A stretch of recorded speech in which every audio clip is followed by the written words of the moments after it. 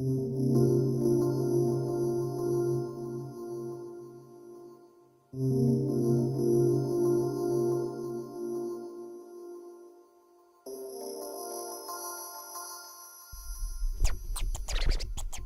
moi, je ne vais pas vous parler de restitution, pour des raisons assez évidentes, effectivement. Donc je suis Julie Arnoux et je dirige la Société des Amis du musée du Quai Branly, Jacques Chirac. Je ne vais pas vous parler de restitution, mais je vais vous raconter une histoire qui a démarré... Ah, ça c'est bien. Rapprocher un peu, rapproche.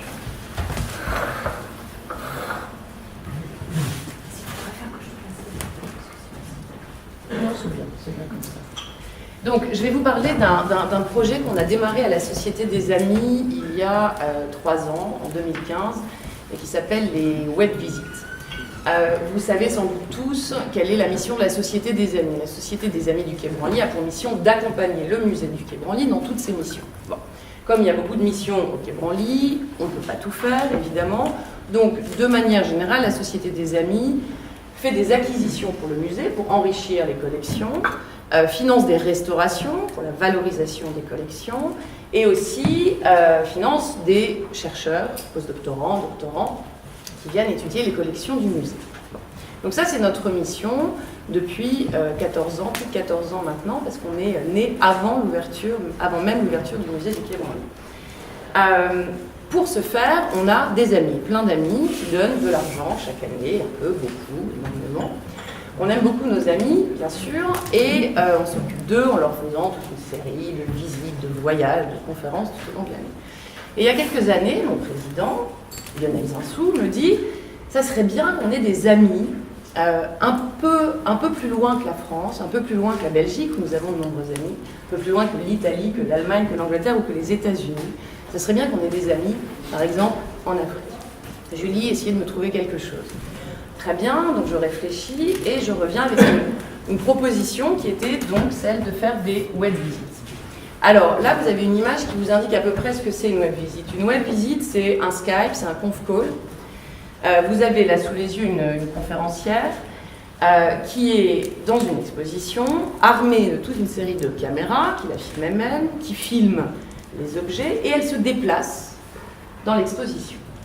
Et comme c'est un conf call, comme un Skype, on a de l'autre côté une assistante, un public, qui en l'occurrence était pour les premières web visites en Côte d'Ivoire, à Abidjan, et qui suit la visite, pas à pas, avec la conférencière, et qui lui pose des questions en direct, parce qu'on est vraiment en direct, questions auxquelles la conférencière évidemment peut répondre, hein, c'est quand même l'idée, et tout se fait comme ça pendant des visites qu'on avait au début imaginées d'1 heure environ. On fait souvent des visites qui durent en fait 3 heures, voire 4 heures, parce que c'est vraiment un dispositif qui marche très bien. Donc bon, évidemment moi je vais vous dire que c'est innovant, on n'est pas exactement les premiers à l'avoir fait, j'adorerais, mais c'est pas tout à fait le cas. On a complètement copié le système qui existait déjà au musée de la Grande Guerre, hein, qui nous avait devancé dans cette innovation, mais reste qu'aujourd'hui à Paris on est les seuls à le faire. Accessible, évidemment, parce que c'est ça l'idée, c'est vraiment de rendre accessibles les expositions et les collections permanentes au-delà des murs du Quai Branly et au-delà des frontières. En direct, parce que je pense que l'incarnation est qu'on ait vraiment un commissaire d'expo ou une conférencière qui, comme ça, peut partager le savoir, je pense que c'est vraiment important, interactif, comme je l'ai dit, et bien sûr une relation de proximité entretenue avec les pays web visiteurs, relation de proximité sur laquelle je reviendrai. Alors, fonctionnement d'une web visite, en gros, ce dont on a besoin, c'est d'un écran, d'un vidéoprojecteur et d'une bonne qualité de connexion, donc d'un flux internet des deux côtés. Je vous passe les histoires de techniques de bande passante et de machin auxquelles je ne comprends rien, mais en gros, il faut avoir une très bonne connexion internet. Bon. Ce qui n'est pas si évident que ça, évidemment, quand on veut justement faire des visites en Côte d'Ivoire, comme ça a été le cas pour la première fois où on a mis en place ce dispositif en 2015. Donc les maîtres de la sculpture de Côte d'Ivoire, exposition au Quai Branly, et autour de cette expo, on a fait une dizaine de web visites. Oui, alors je disais accessible. Accessible, ça veut dire aussi que c'est pas un dispositif extrêmement cher, mais qui a quand même néanmoins un coût. Et ce coût, évidemment, on essaye, parce que la Société des Amis, son objectif, c'est quand même de soutenir le musée du Quai Branly. Donc sur ce genre de dispositif, on a des mécènes, en l'occurrence la Fondation Orange pour la partie financière, je ne vous le cacherai pas, et le Musée des civilisations de Côte d'Ivoire qui était notre partenaire sur place. Donc on a fait une dizaine de visites dans des sites. Ce qui était extrêmement intéressant dès la première fois, c'est qu'on a pu finalement porter cette exposition et la faire découvrir dans des sites aussi différents que le Musée des civilisations de Côte d'Ivoire, l'agence Orange, hein, ça c'était pour les employés de notre partenaire Orange sur place, parce que c'est important, un lycée français, une école de formation artistique, la maison du patrimoine. Donc il faut quand même, voilà, c'est ça qui est intéressant, c'est que dès le début on s'est dit, ok, on peut faire des web visites à Abidjan, mais on essaye quand même de sortir un peu. Donc on est allé jusqu'à Grand Bassam, mais on est allé à Bouaké. Alors, c'est encore... Voilà, on aurait aimé évidemment faire 300 web visites sur l'ensemble du territoire pour toute une série de questions, principalement techniques, on ne peut pas le faire, mais voilà, on essaye comme ça de diffuser. Donc l'air de rien, voilà, alors là vous comprenez un petit peu mieux peut-être effectivement, ça l'image que vous avez en bas à droite, c'est donc le retour caméra de la conférencière, parce que la conférencière, elle voit son public. Elle voit son public comme je vous vois là. Et c'est ça qui est intéressant, c'est qu'elle voit aussi les réactions et la manière dont son public suit, l'écoute ou ne l'écoute pas, dans certains cas, évidemment. On la suit dès le début, hein, on la voit aussi, là, elle suit la carte, elle explique la carte qui était à l'entrée de l'exposition, donc au tout début. Et puis la dernière image à votre gauche aussi, c'est effectivement dans la dernière partie de l'exposition Côte d'Ivoire qui présentait des travaux des œuvres d'art plus contemporaines. Bon, alors l'air de rien, 10 web visites en Côte d'Ivoire, c'est 1700 web visiteurs. Et ben moi j'en étais très très fière de ces 1700 web visiteurs. Évidemment, au regard de la présentation du musée du Quai Branly, c'est qu'une petite chose, mais moi j'ai trouvé que c'était vraiment très très intéressant, à tel point que on a renouvelé l'expérience en 2017 avec les forêts natales, et là dans 2 pays, au Gabon et au Cameroun. Donc, je ne vais pas revenir sur... on remercie toujours ces mécènes, donc merci à la Fondation Total, bien entendu. Ce qui est absolument génial, c'est que ça permet des échanges. Il faut bien vous imaginer que sur Forêt Natale, cet hiver, hein, je parle de l'hiver dernier, 9 questions sur 10 qui nous étaient posées par le public, parce que bien sûr, on a toute une séance à la fin de la visite de questions-réponses, concernaient la restitution. Évidemment. Évidemment que c'est des questions qui nous ont été posées là-bas.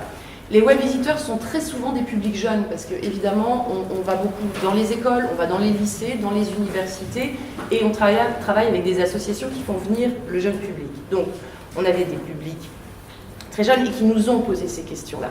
Questions auxquelles moi je ne pouvais pas entièrement répondre, d'une part parce que je n'ai pas toutes les réponses, d'autre part parce que ce n'est pas mon rôle de répondre à ces questions spécifiquement sur la restitution, mais ce qui est certain c'est qu'on a quand même démarré un dialogue qui s'est poursuivi avec un voyage qu'on a fait. Là vous avez une photo, c'est les amis du musée du Quai Branly en voyage au Cameroun. C'est au voyage au Cameroun ça. Oui, c'est ça, oui, tout à fait, ouais, j'avais peur de confondre. Et après les web visites, on a eu aussi, dans la poursuite de cet échange, des rois. Tu en parlais tout à l'heure, hein, tu parlais de toutes les chefferies dans ton intervention. Une partie de ces rois sont venus en délégation au musée du Quai Branly. Et ils sont venus pourquoi? Parce qu'ils ont assisté à la web visite. On a fait une web visite pour eux, je crois que j'ai une photo. Voilà, vous les voyez ici, là, en haut à droite. Vous voyez les rois qui assistent à une web visite. Et donc, et en bas, vous avez les étudiants. Vous voyez, on remplit les salles hein, quand même. Hein. Moi, j'en suis quand même très très fière. Qu'est-ce qui s'est passé après? Ils ont souhaité venir au Quai Branly. Alors vous me direz, ils sont venus au Quai Branly parce qu'ils avaient des demandes de restitution. Alors c'est peut-être le cas, mais en tout cas moi, ils ne les ont pas formulées, les demandes de restitution. Mais ils sont venus, ils ont visité pendant 2 jours. On leur a fait rencontrer des conservateurs qui leur ont expliqué aussi qu'est-ce que c'est que le travail de conserver des œuvres dans un musée national comme le nôtre. Et un échange s'est créé comme ça, avec des questions et un véritable intérêt. Alors, je ne vis pas au pays des bisounours, hein, j'imagine bien qu'effectivement, il y a certainement des agendas et des idées, mais j'ai trouvé quand même que cette base dont on parlait, à un moment ainsi que toi, c'est finalement, bon, voilà, prenons le temps de réfléchir et prenons le temps un petit peu de tisser des liens qui soient des vrais liens, qui ne soient pas simplement une annonce qui fait peur, qui inquiète. Évidemment, je travaille pour le musée du Quai Branly, vous pensez bien que ça m'inquiète aussi, mais voilà, ça nous inquiète, ça nous concerne tous, mais il y a aussi voilà, ce dispositif parmi d'autres. Hein. Des associations qui font du travail entre nos collections et d'autres, il y en a, évidemment, on vient de le voir à l'instant, beaucoup d'autres. Mais ça fonctionne. Enfin, en tout cas, moi, je trouve que ça fonctionne bien. Voilà, ça, c'est les sites partenaires en 2017 qui ont accueilli des web-visites de l'exposition Forêt Natale. Et vous voyez sur le territoire, là aussi, sur les deux pays, on arrivait quand même à aller dans différents endroits, ce qui me semblait bien intéressant. Alors, un peu moins de web-visiteurs, mais quand même 1 millier. Hein, moi, je trouve que c'est pas mal. Vous attendez tous avec impatience, j'imagine, l'exposition Madagascar qui va donc être inaugurée ce lundi au musée du Quai Branly. Et donc, à l'occasion de l'exposition, nous redéployons le dispositif des web-visites. Ça va démarrer, je crois, juste une semaine après. Dans un premier temps, on travaille là à Madagascar, spécifiquement avec les alliances françaises. Et ce sont les alliances françaises qui nous mettent en rapport petit à petit avec des associations sur le territoire qui vont faire venir du public. L'idée étant évidemment de ne pas travailler que pour un public expatrié, franco-français, etc. Voilà, donc on commence un peu à positionner les web-visites sur le territoire. Voilà, donc écoutez, moi en tout cas, et ce sont nos deux mécènes à nouveau, Unima et Action, et donc on ira à Madagascar au mois de mai. Voilà, donc la Société des Amis, voilà comment elle s'ancre, comment elle raconte une histoire, comment elle s'ancre dans une certaine réalité, qui est de dire, de la même manière et je vois beaucoup d'amis du musée qui sont là, de la même manière qu'on essaye au maximum de partager le patrimoine dont le musée du Quai Branly a la responsabilité, la charge aujourd'hui, avec vous, avec les visites, les conférences, les voyages, on essaye aussi de le partager un petit peu au-delà. Et je crois que c'est une partie de notre mission. Je crois que ça a donné des résultats assez intéressants et ça dessine peut-être une voie pour l'avenir. Ce que je tiens à ajouter, c'est que dans les nombreuses questions, alors on avait des questions sur la restitution, on avait aussi des questions qui étaient vraiment très précises sur les objets, parce que souvent les jeunes publics ont beaucoup travaillé la visite avant avec leurs enseignants, donc ils arrivent avec toutes leurs questions sur les œuvres, etc. Et qu'il y a une des plus belles réactions qui était à la Fondation Gacha, donc au Cameroun, le public de la Fondation Gacha, nous ont dit, mais nous, on aimerait bien aussi qu'on fasse des web-visites un peu dans l'autre sens, parce qu'on pense par exemple au musée de Fumban, peut-être que ça intéresserait les amis du Quai Branly de visiter aussi le musée de Fumban en web-visite, s'ils ne peuvent pas venir. Donc ça, c'est aussi quelque chose qu'on va étudier, parce que cette réciprocité, elle doit passer, cet échange, il doit s'articuler aussi un petit peu des deux côtés. Donc voilà, ça c'était une des jolies réactions qu'on a eues.